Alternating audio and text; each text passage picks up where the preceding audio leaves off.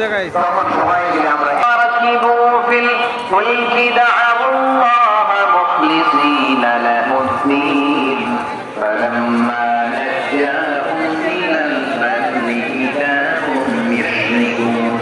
আপনারা যখন কোরআনে ডাকে আবার আল্লাহ যখন বাঁচিয়ে আবার আল্লাহর কাছে শিরিক শুরু করে, আমরা কি এরকম হতে চাই নাকি?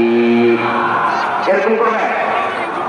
হ্যাঁ না, আমরা তুফানে বললে আল্লাহ ডাকি, আবার পাতায় যাওয়ার পরে ডাকি কারে?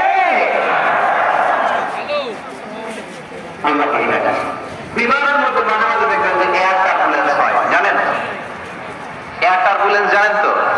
মাঝে মাঝে বিমানটা বাউন্সিং করে, বাম্পি, ভেরি বাম্পি হয়ে যায়। শোনেন নাই 40,000 ফিট উপরে যখন থাকে তখন পাইলট মাঝে মাঝে বলে, "Dear passenger, ladies and gentlemen, right now we are flying 40,000 feet above the ground and we are passing very air turbulence, very heavy air turbulence right now. Please fasten your seatbelt." দেখবেন মাঝে মাঝে বলে যে ভদ্র মহিলা, ভদ্র মহোদয়গণ, আমরা 40,000 ফিট উপর দিয়ে যাচ্ছি আর এয়ার টার্বুলেন্স ফেস করছি, মেহেরবানি করে আল্লাহর হস্তে সিট বেল্ট বাঁধুন। তখন বিমানটা এরকম বাউন্সিং করে, শেকিং করে। আপনারা মুখোমুখি হয়েছেন? ইদানিং এই এয়ার টার্বুলেন্স বেড়ে গিয়েছে।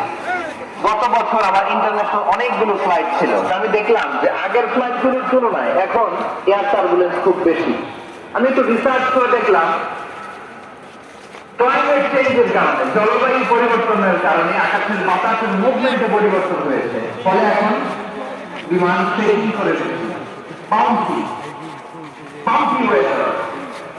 বলেন তো 40,000 ফিট উপরে যখন আপনি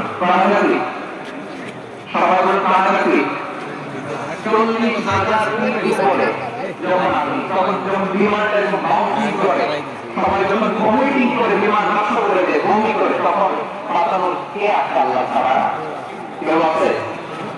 ওই মুহূর্তে সবাই মিলে একজনকে ডাকা করে বলেন, তিনি কে?